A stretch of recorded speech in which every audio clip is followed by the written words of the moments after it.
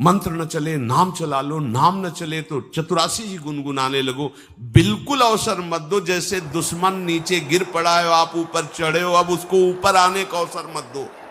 ऊपर आने का अवसर दिया तो अब आपको ऊपर आने का अवसर दुश्मन नहीं दे पाएगा। ध्यान रखना, एक बार अगर अब मन चढ़ गया आपके ऊपर और मनमानी आचरण करा लिया तो आपको भजन लायक नहीं रखेगा, क्योंकि वो समझ चुका है कि तुम ऐसी जगह पहुंच चुके हो कि अगर अब हम इसको हरा ना पाए तो मुझे जिंदगी भर इसका गुलाम बनना पड़ेगा।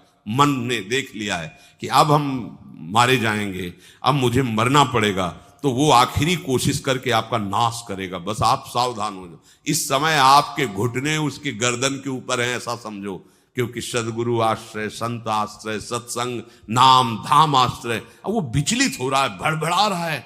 कोई तो मिले ऐसा, थोड़ा तो हमें जीवन दान दे, क्या विषय भोग, थोड़ा तो मुझे विषय सेवन करने को